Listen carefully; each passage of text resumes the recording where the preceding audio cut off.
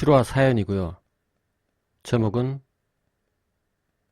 남이 쓰던 염주를 받은 썰. 작성자는 김트레님입니다. 보통 나는 귀신을 만나는 것보단 가위에 잘 눌리고 범죄에 잘 휘말리긴 하지만 나 자신은 피해가 적은 그런 이상한 기운을 가진 인간입니다. 쓸데없이 해맑아서 유괴 미수로 그친다거나 모르는 사람이 문을 열어 달래서 문을 열어줬는데 아무 일도 없이 돌아간다거나 하는 그런 느낌 말이죠. 이것도 그런 일 중에 하나라고 할 수 있습니다. 카테고리 자체는 괴담 카테고리가 맞지만 큰 피해는 없었던 소소한 에피소드입니다. 20살, 21살? 아무튼 제가 사회 초년생이었을 때 있었던 일입니다. 당시에 전 대학에 가지 않고 바로 사회의 거센 풍파 속에 뛰어들었기에 낯선 사람들을 굉장히 자주 만났습니다. 제가 하는 일 자체는 혼자 하는 일이었습니다. 제작 관련 일이었죠. 취미가 일로 발전된 거라 오프라인이든 온라인이든 일단 사람들을 만나서 팔아제게 했습니다. 그리고 제가 만났던 그 사람도 그랬습니다. 취미반 클래스를 운영하시던 친한 사장님의 지인분으로 박람회에 갔다가 처음 만났던 분입니다. 나이가 30은 가볍게 넘어 보이는 데다가 성별까지 남자였었기에 어려울 법도 했지만 TMI 전문 오지랖 장인이었던 저는 지인이라 부르기도 못한 그 남자한테 도둑이 들었다느니 가위에 눌렸다느니 그런 시시콜콜한 잡 얘기들을 다 늘어놓았었죠. 그렇게 제 얘기를 가만히 듣던 그 사람이 제 얼굴을 한참 동안이나 빤히 쳐다보다가 말을 하더군요. 트래쉬, 점집이나 절은 가봤어? 아니요. 그런 거 보면 안 좋다고 그래서 한 번도 안 봤어요. 그래? 그럼 종교는? 없어요. 옛날에 한 8년 정도 교회 다녔었는데 지금은 그냥 무교가 됐어요. 한 번쯤 가보고 싶지 않고? 글쎄요, 딱히. 저희 엄마가 나이 30 전에는 안 가는 게 좋다고 하셔서요. 그렇구나. 그래. 그럼 내가 이거 줄 테니까 해봐요. 하면서 까만 팔찌 같은 걸 빼내서 제게 내밀었는데 자세히 보니 염주였습니다. 병아리 콩보다 그 알이 작고 약간 줄이 헐렁한 게 꽤 오래된 티가 나는 그런 염주였어요. 자신이 20년 가까이 다니는 무슨 절이 있는데 거기가 그렇게 영험하다고 합니다. 그 염주를 한 5년 정도 꼈는데 효과가 좋았니 뭐니 하면서 날 주겠다는 겁니다. 또한 예전에도 자기가 10년 정도 쓴 염주를 남한테 준 적이 있다면서 말입니다. 괜찮아요. 저도 하나 사면 되죠 뭐. 20살에 돈이 어딨다고. 이거 제대로 된 거 사려면 얼마나 비싼 줄 알아요? 나도 이거 5년 전에 10만원 주고 샀어. 근데 사실 솔직히 받기 싫었습니다. 5년 동안이나 썼으니 그 표면도 까지고 때가 꼬질꼬질한 게 얼마나 구렸겠어요.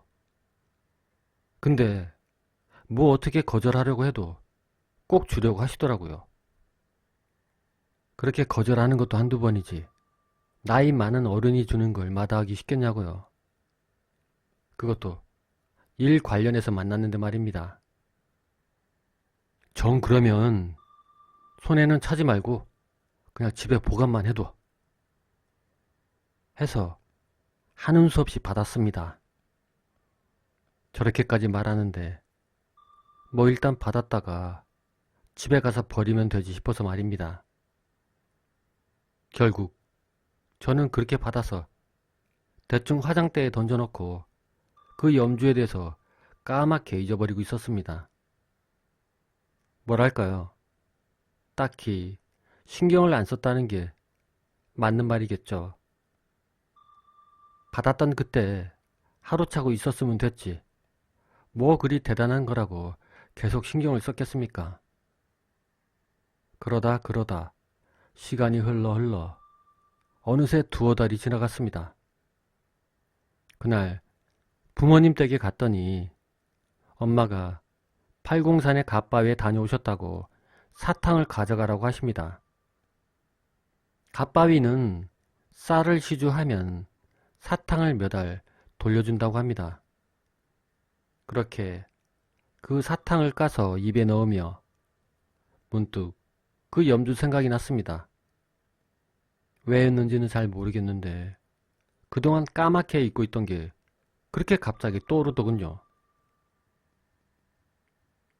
엄마, 근데 염주가 원래 그렇게 비싸?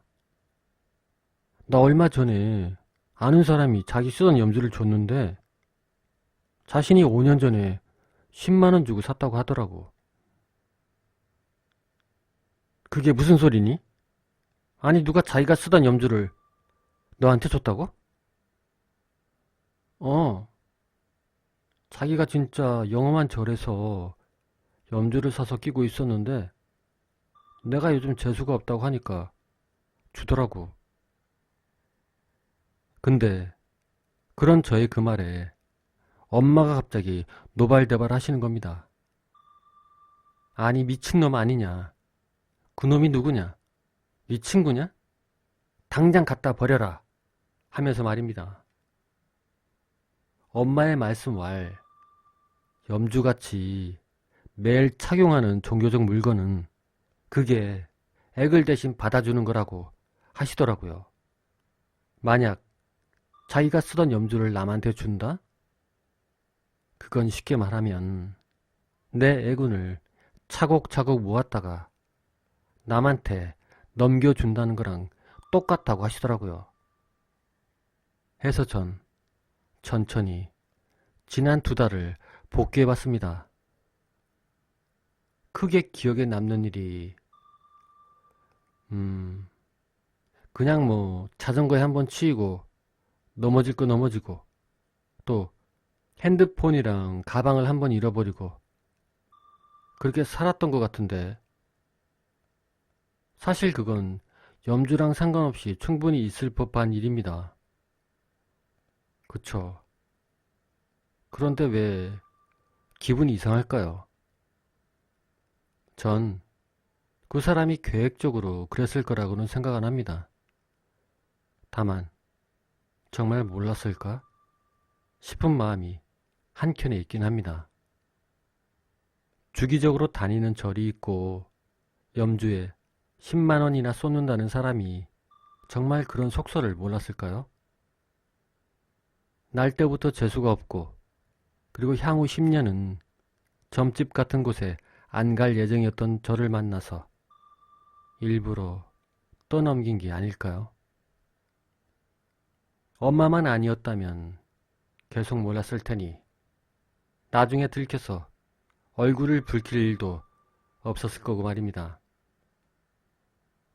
그런데 사실 저보다도 더 전에 그 10년짜리 염주를 받았다는 사람은 지금 어떻게 살고 있을까? 문득 궁금해집니다.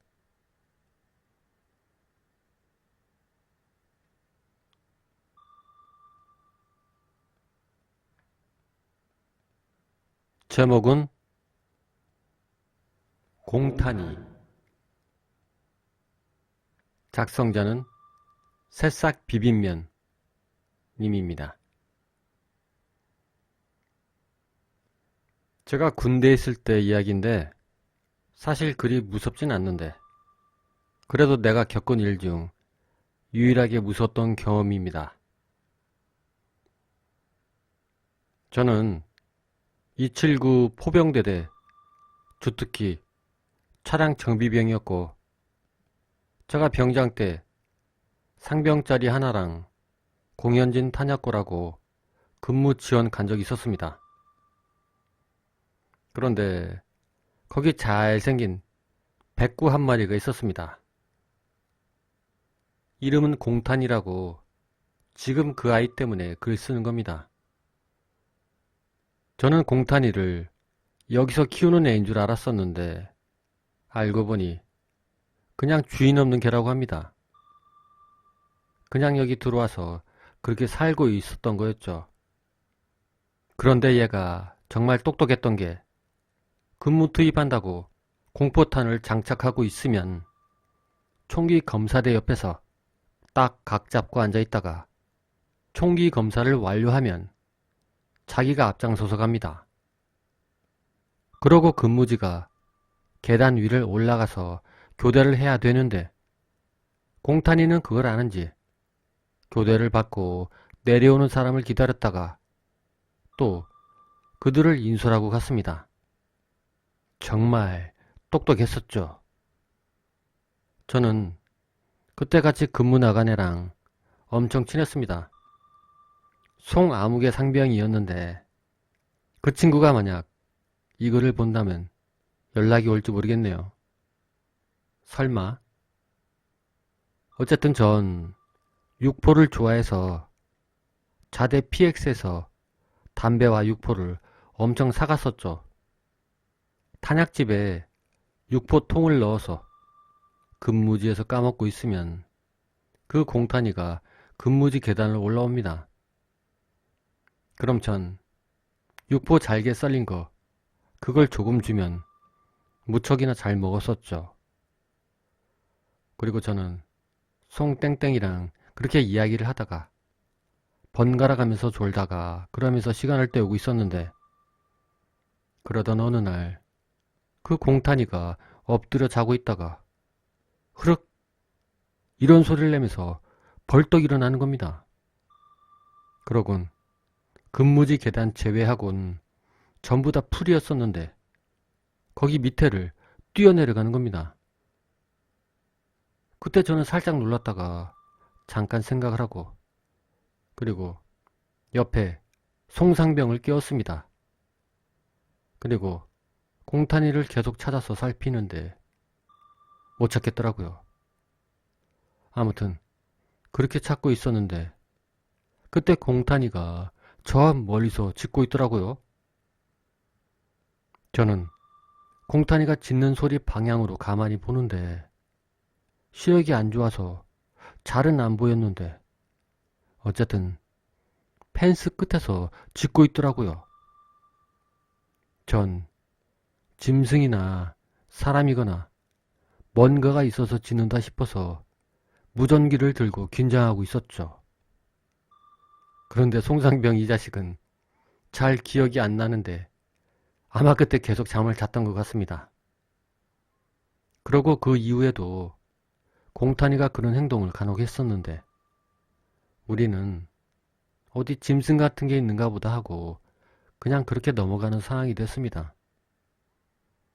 그런데 그러던 어느 날 우리 지휘관이 말하길 그 공탄이가 온 펜스 밑에 땅을 파서 구멍을 내놨으니 그걸 전부 우리가 메꿔야 한다고 합니다. 근무 지원 간 사람들이 전부 다 잠을 자다 말고 그렇게 포대 하나씩 들고 땅구멍을 찾으면서 이동을 하는데 정말 그 펜스 밖에는 전부 다 무덤이었습니다. 그러니까 그 공탄이가 밤마다 그 무덤들을 보고 짖었던 거였죠. 암튼 그렇게 펜스 밑에 포대를 밀어넣고 삽질을 해서 다시 도로 메꿨는데 정말 힘든 것도 모르겠더라고요. 너무 무서워서 말이죠. 그리고 어쩐지 그때 저희 흡연장에도 아기 무덤이라고 무덤이 하나 있었는데 우리가 근무 서고 있는 이 지역이 바로 무덤밭의 한가운데였습니다. 이게 전부 끝입니다. 그리고 이건 여담인데요. 그렇게 근무 지원 끝나고 두돈반을 타고 그 산길을 빠져나오는데 그때 공탄이가 우리 차를 쫓아왔습니다. 하지만 산길을 벗어나고 나니 공탄이도 어쩔 수 없이 멀리서 우리를 바라보고 있었는데 제가 그 당시 감수성이 예민해서 그런지 살짝 울컥하더군요. 공탄아, 보고 싶다.